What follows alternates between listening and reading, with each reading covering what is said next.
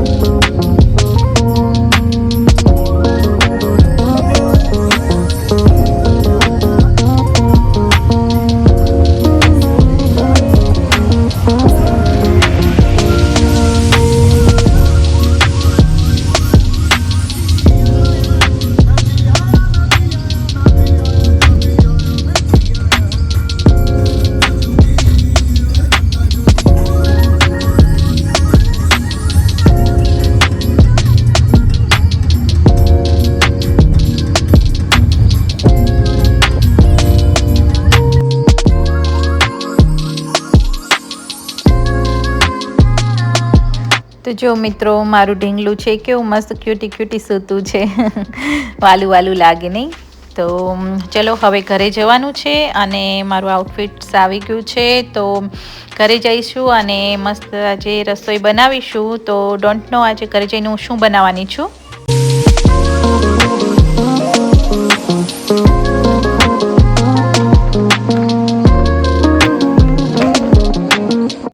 સો hi friends, જો ઘરે આવી ગયા છીએ અને અત્યારે વાગ્યા છે 6:45 થયા છે. સો લેટ્સ સી શું બનાવું, કારણ કે કાલે છે ને ખાવાનું બની ગયું હતું વધારે અને મારાથી ને કૌશલથી બિલકુલ નહોતું જમાયું વધારે, તો સરગવો પડ્યો છે. તો લેટ્સ સી, આજે મારું ગળું બી ખરાબ છે ને કૌશલનું ગળું બી ખરાબ છે. તો કૌશલની ઈચ્છા છે કે કઢી ખાવી છે તીખી. તો ચલો ગાઈઝ, આજે તીખી કઢી બનાવીએ. અને જો આજે અત્યારે જ હું આવી છું બધું, તો તમને ચલો જો મારું ગિફ્ટ બી એક આવી ગયું છે. તો મેં રીલ મૂકી હતી કે જેટલી લાઈક આવે એટલાની શોપિંગ કરાવવાના છે કૌશલ. તો શોપિંગ કરાવી દીધી છે, હું તમને બતાવીશ કાલે, શોપિંગ બતાવીશ મારી, રાઈટ. તો ચલો અત્યારે આપણે કઢી ખીચડી બનાવીએ મસ્ત મજાની. તો હું કેવી રીતે કઢી બનાવું છું આજે હું તમને બતાવીશ. અને જો બહારનું વેધર તો રિયલમાં સ્પ્રિંગ હવે રજાઈનામાં, કેનેડામાં અને સાસ્કેચ્યુઅનમાં શરૂ થઈ ગઈ છે. તો ચલો આજે બહારનું વેધર બી તમને બતાવી દઉં.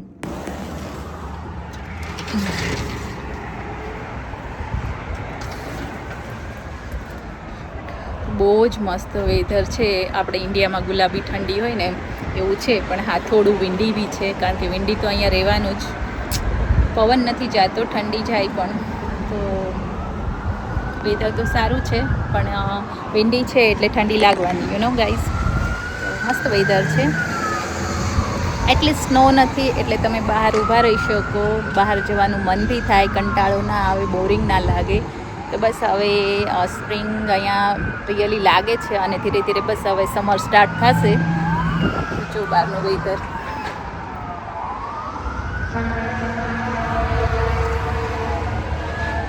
તો ફાઇનલી હવે સમર આવશે અને અમારી હેપીનેસ આવશે ગાઈઝ. તો ચલો આપણે કઢી ખીચડી બનાવીએ.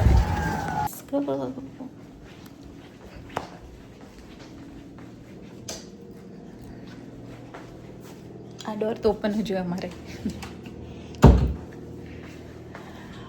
ફ્રેન્ડ્સ, કઢી એવી વસ્તુ છે ને કે દરેક ગુજરાતીને બી ભાવે. અને કઢી પકોડા જે પંજાબીઓની ફેવરેટ ડિશ ગણાય છે, યુ નો.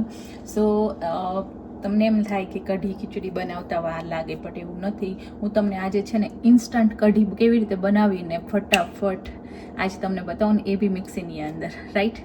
તો ચલો પહેલાં છે ને ગાઈઝ બહુ તરસ લાગી છે અને માઇક્રોવેવમાં ગરમ કરીને પાણી પીવાનું છે, કારણ કે ગળું છે થોડુંક પકડાઈ ગયું છે.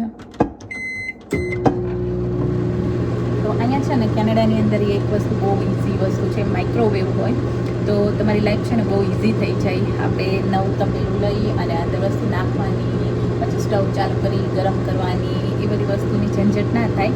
તો તમે માઇક્રોવેવમાં કોઈ બી વસ્તુ મૂકો, 2 મિનિટમાં 3 મિનિટમાં ગરમ થઈ જાય અને તમે ટ્રાય કરી શકો છો. અને અમુક એવી રેસીપી બી છે કે જે તમે છે ને ઇન્સ્ટન્ટ સ્ટવ વગર ખાલી માઇક્રોવેવમાં બનાવી શકો છો 2-3 મિનિટ અથવા 5 મિનિટની અંદર. તો હું તમારી સાથે છે ને હવે નેક્સ્ટ શેર કરવાની છું કે માઇક્રોવેવમાં તમે ઇઝીલી રેસીપી કઈ રીતે બનાવી શકો. જો તમે સ્ટુડન્ટ છો કે તમારે વર્કિંગ છો અને તમારી પાસે ટાઈમ ના હોય, તો ક્યારેક ઉતાવળ હોય તો તમે માઇક્રોવેવની અંદર બી બનાવી શકો છો. તો ચલો પહેલાં હું વાર્મ વોટર પી લઉં. મારું વોટર ગરમ થઈ ગયું છે માઇક્રોવેવમાં જસ્ટ 33 સેકન્ડ્સમાં. તો મોસ્ટલી છે ને પાણી બેસીને જ પીવું જોઈએ, ઊભા ના પીવું જોઈએ, હેલ્થ માટે સારું નથી કહેવાતું. તો ચલો આપણે બેસીને પહેલાં વોટર પી લઈએ.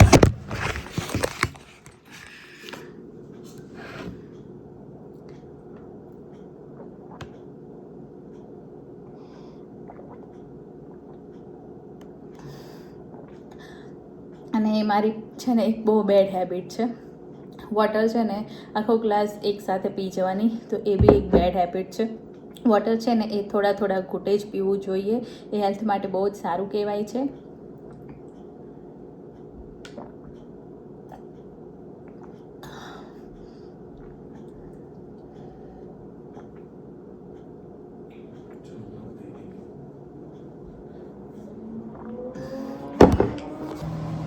ચલો હવે બનાવવાનું શરૂઆત કરી દઈએ. અને અત્યારે છે ને ડોર થોડો ઓપન છે તો બહારનો અવાજ એટલો બધો આવે છે એટલે હું અત્યારે વોઇસ રેકોર્ડિંગ કરી રહી છું ગાઈઝ.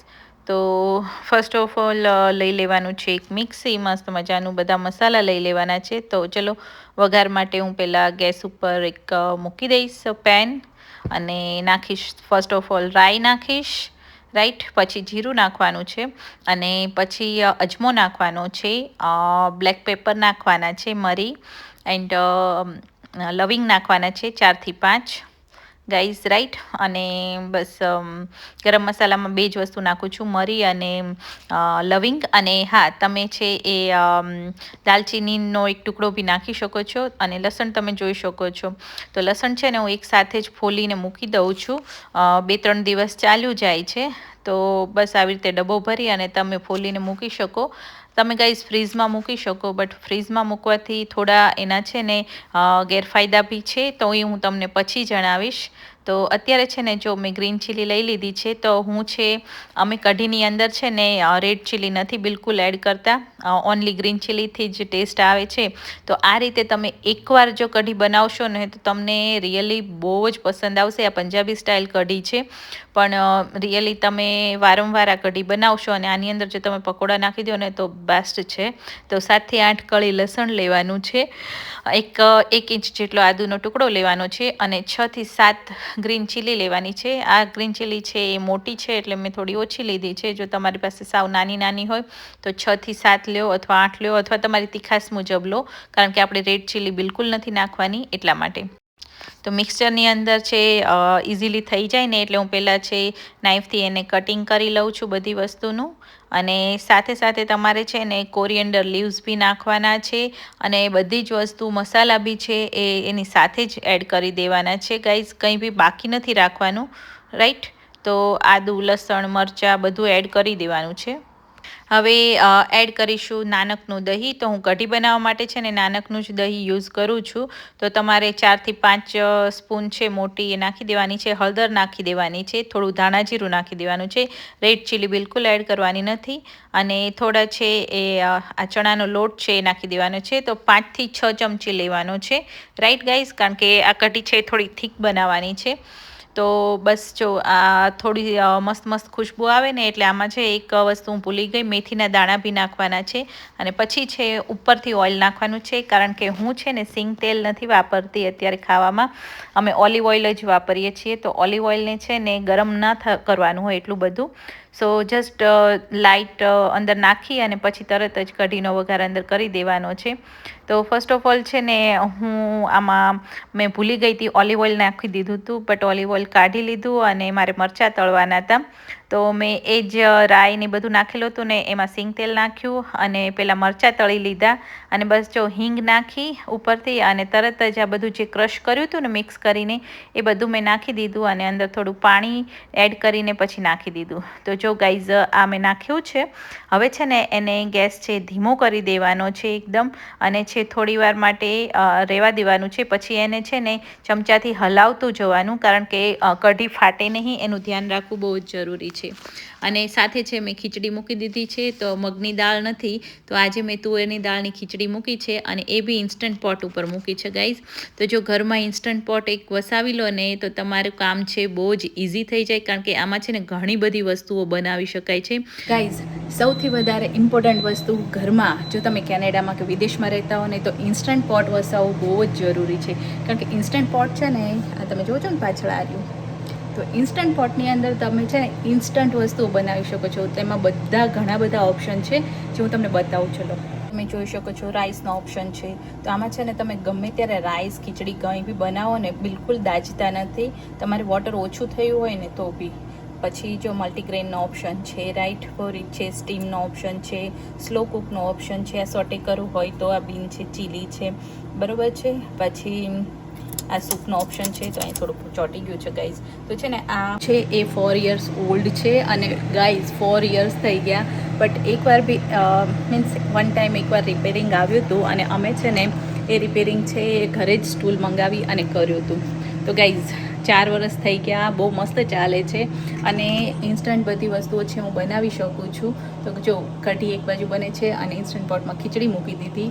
મેં તુવેર દાળ છે, મસૂર દાળ છે અને રાઈસની બનાવી છે આજે, કારણ કે આજે મગની દાળ ખાલી થઈ ગઈ છે. તો કઢી ખીચડી ખાવાની છે અને સાથે છે એ સરગવાનું શાક છે, તો મસ્ત મજાનું. તો ચલો હવે લોટ બાંધવાનો છે, તો રોટલીનો લોટ બાંધી દઈએ. તો જો છે ને ઇન્સ્ટન્ટ 5-10 મિનિટની અંદર બધું બની જાય. ઇન્સ્ટન્ટ પોટની અંદર તમે સબ્જી બી બનાવી શકો છો, તો શાક બી જલ્દી બની જાય છે. 5-10 મિનિટમાં બની જાય છે શાક.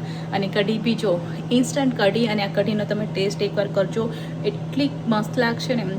તો આ તીખી કઢી છે. તીખી કઢી પહેલાં હું નથી ખાતી, હું ગુજરાતી કઢી ખાતી હતી. તો ગુજરાતી કઢી છે ને જનરલી ગળી હોય, પણ કેનેડામાં આવ્યા પછી ખબર પડી કે કાઠિયાવાડી કઢી તીખી હોય અને લાઈક ગુજરાતી કઢી છે ને ગળી હોય. સો મને એવું ખબર નહોતું. અમારે કાઠિયાવાડ સાઈડ છે ને ગળી કઢી ખાતા હતા.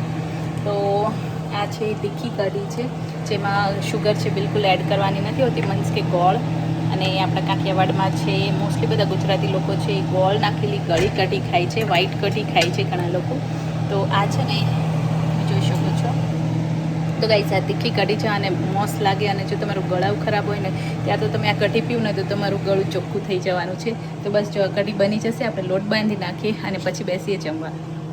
તો તમને મારી આ કઢીની રેસીપી કેવી લાગી મને કમેન્ટમાં જરૂરથી જણાવજો. તમે કેવી રીતે કઢી બનાવો છો એ બી મને રેસીપી જરૂરથી જણાવજો ગાઈઝ. તો આ ઇન્સ્ટન્ટ કઢીની રેસીપી છે 5 જ મિનિટમાં, મીન્સ કંઈ ખાંડવાની કંઈ ઝંઝટ નહીં. બસ મિક્સીની અંદર બધું એક સાથે નાખી દેવાનું, ક્રશ કરી અને ડાયરેક્ટ નાખી દેવાનું. બસ એક વસ્તુનું ધ્યાન રાખવાનું કે ફાટે નહીં, રાઈટ.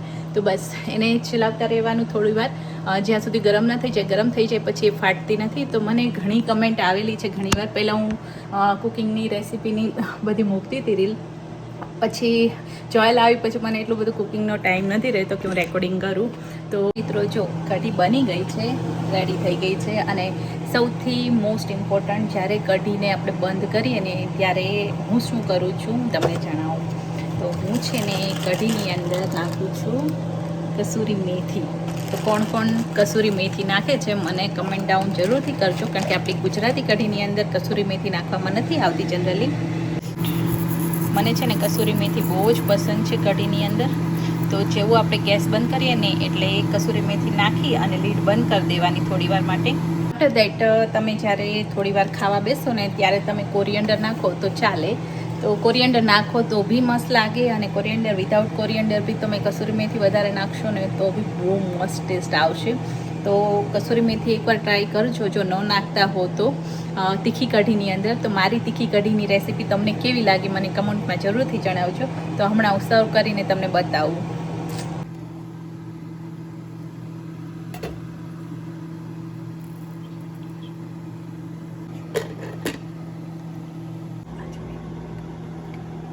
હજી 10 મિનિટ માટે ખીચડી મૂકી હતી અને જો હજી 8 મિનિટ થઈ છે ને કઢી બની બી ગઈ છે, રેડી થઈ ગઈ. મરચાં રેડી થઈ ગયા અને રોટલી બી બનાવી નાખી. તો જો અને મારી માટે એક રોટલો બનાવ્યો છે, કારણ કે હું છે રોટલો જ ખાઉં છું. તો ચલો ડાઇનિંગ ટેબલ ઉપર બધું મુકાઈ ગયું છે. મારી જોયલ બી હવે ઉઠી ગઈ છે, કારણ કે એ ડે કેરમાંથી આવી ત્યારે તમે જોયું તો કાર સીટમાં જ સૂઈ ગઈ હતી, કારણ કે આજે બપોરે સૂતી નહોતી. તો હવે ઉઠાડી છે. તો ચલો એ થોડી રેડી થઈ જાય, ફ્રેશન અપ થઈ જાય ને પછી જમવા બેસીએ.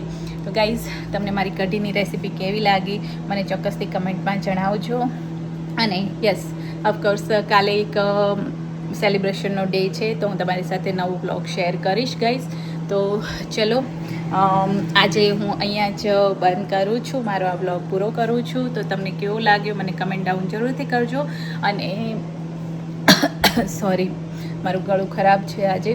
બ્લોગમાં શું ગમે છે, તમારે શું નવું જોવું છે એ મને કમેન્ટ કરો, જેથી કરીને મને બ્લોગ બનાવવાની ખબર પડે નવા, રાઈટ. તો થેન્ક યુ સો મચ મને આટલો સપોર્ટ આપવા માટે, મારા 1000 ફોલોવર્સ કરવા માટે. Thank you so much guys. તો ચલો ફરી મળીએ નવા બ્લોગ સાથે કાલે. ત્યાં સુધી take care, bye bye. Thanks for watching guys. તો ચાલો મિત્રો, કઢી ખીચડી અને મરચાં સાથે સરગવા ખાવું હોય ને તો આવી જાવ ત્યારે કેનેડા. તો જો ગાઈઝ મારી જોયલ બેઠી ગઈ છે, એના પપ્પા બેસી ગયા છે. તો ડાઇનિંગ ટેબલે હવે મોજ પડશે ખીચડી ને કઢીની. Very good, good job. અને સબસ્ક્રાઈબ કરવાનું ભૂલતા નહીં.